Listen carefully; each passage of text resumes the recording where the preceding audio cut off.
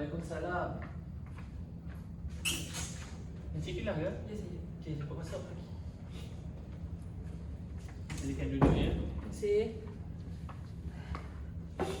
Okey, Encik Pilah. So, Encik Pilah dah book appointment untuk sesi kaunseling ni pukul 12.30 hari, betul? Ya, betul. Okey, tepatlah waktunya. Jadi, apa khabar Encik Pilah? Alhamdulillah baik. Sihat, Alhamdulillah. Encik Pilah pertama kali ke datang ke sesi kaunseling? Ya, betul. Ini pertama kali saya datang ke sesi kaunseling. Okey, kalau begitu saya terangkan sedikitlah prosedur tentang sesi kaunseling hari ini. Okey, boleh? Okey, sesi kaunseling ini dinamakan sesi kaunseling individu, di mana saya, Encik Azim Ashraf, adalah kaunselor kepada Encik Pilah. Peranan saya untuk membimbing Encik Pilah untuk dalam segala isu yang Encik Pilah ingin bangkitkanlah. Dan Encik Pilah adalah klien saya, di mana peranan Encik Pilah untuk berkongsi semua isu yang Encik Pilah ingin bangkitkanlah pada hari ini. Okey, durasi untuk kita punya sesi kaunseling ini adalah 45 minit hingga 1 jam sahaja.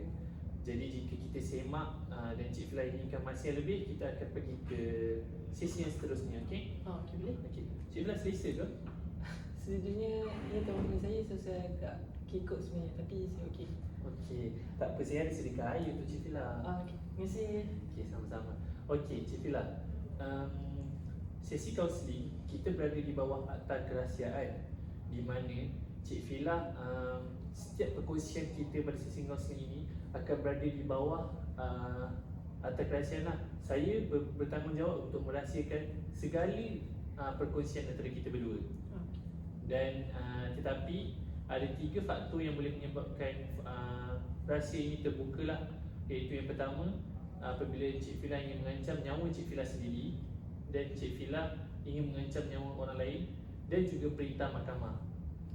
Namun jika saya harus membuka rahsia ini kepada pihak ketiga, saya akan minimalkan rahsia ini mengikut keperluan kes.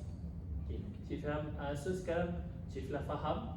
Ya, saya faham dan juga saya bersetuju sebab saya telah mentanda kuasa form sebelum saya masuk sini dan saya sedia maklumlah dengan apa yang Encik Azim katakan tadi. Okay, jadi Cik Pilah dah faham, baca dan telitilah konsep yang Cik Pilah tandakan tadi. Ya, betul. Okay, baik. Okay, sebelum kita pergi lebih mendalam, apa kata Cik Pilah? Perkenalkan diri Cik Pilah. Saya ingin mengetahui tentang latar belakang Cik Pilah, nama, hobi Cik Pilah, tinggal di mana, belajar atau masih bekerja, dan jika boleh tentang keluarga Cik Pilah. Okey, boleh. Nama saya Muhammad Lufila Musliman. Encik Azim boleh panggil saya Fila sahaja. Umur saya 18 tahun. Dan saya sekarang tengah buat kerja sambilan di 7-Eleven. Ya, betul.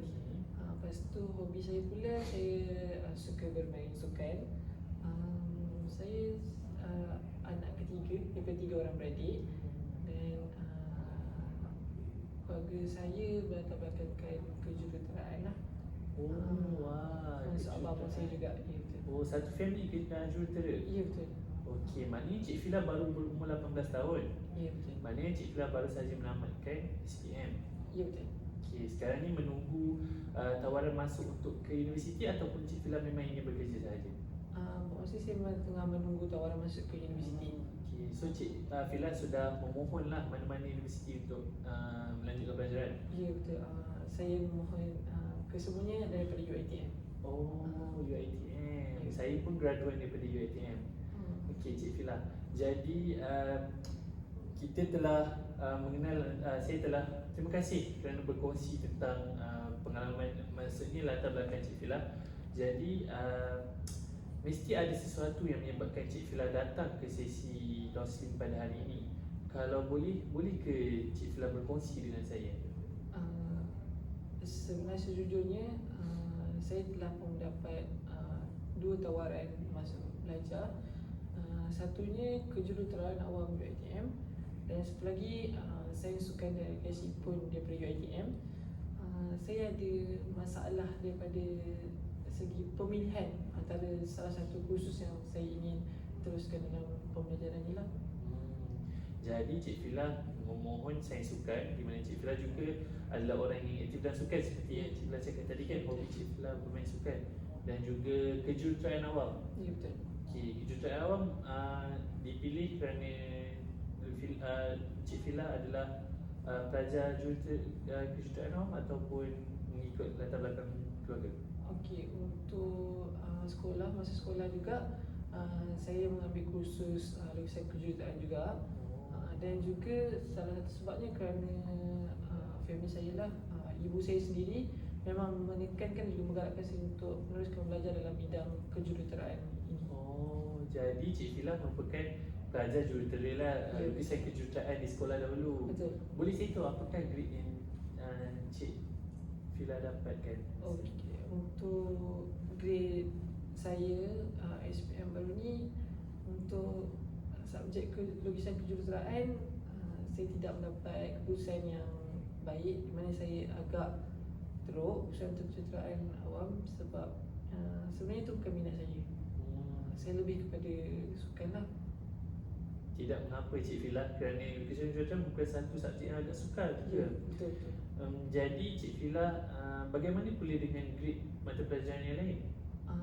Yang lain okey je. Pada saya cukup cemerlang untuk saya sendirilah. Cuma lakukan kejuruteraan saja saya agak teruk. Okey.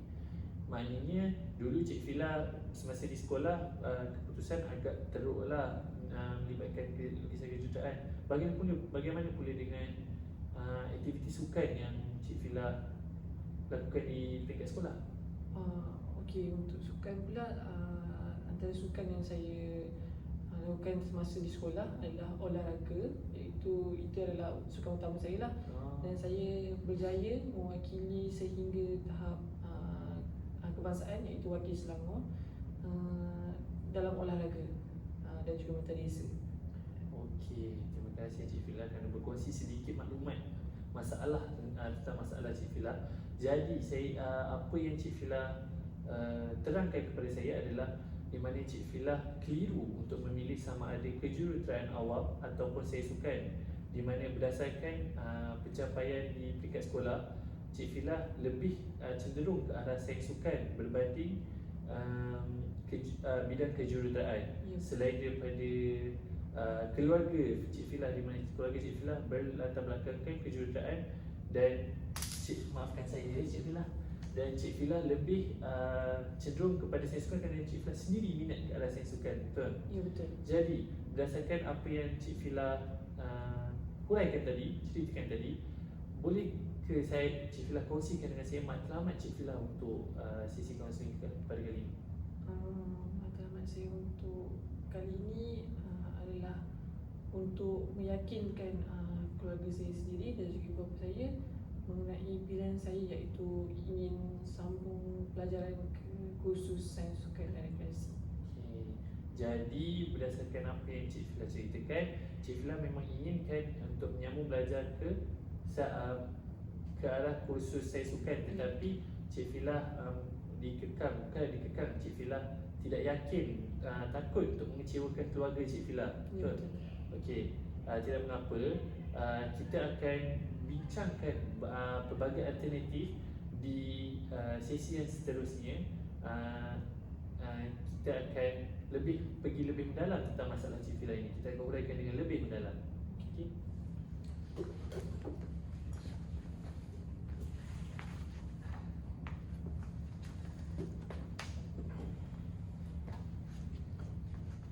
Okey, Encik Azim, banyak yang kita dah dalami dan juga kita explore sepanjang sesi kaunseling kita untuk kali ini.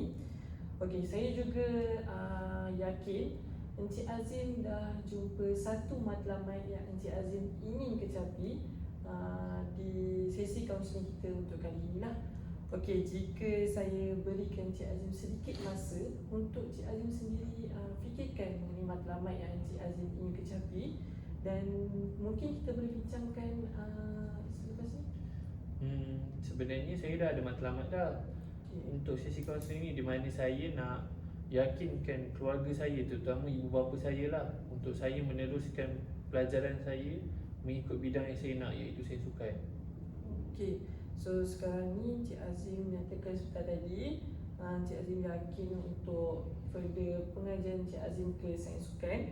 So matlamat Encik Azim adalah untuk meyakinkan family Encik Azim. Betul. Okey, saya nak tahu jika Cik Azim memilih untuk membuat keputusan untuk pergi ke bidang kejuruteraan, apakah pros and cons dia sendiri?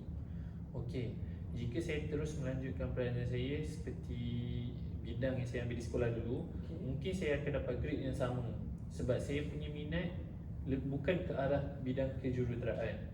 Dan kedua, jika saya mencuburi bidang yang baru iaitu sains sukan, iaitu minat saya, sebab saya zaman sekolah aktif sukan, saya yakin saya boleh bawa bidang sains sukan tersebut.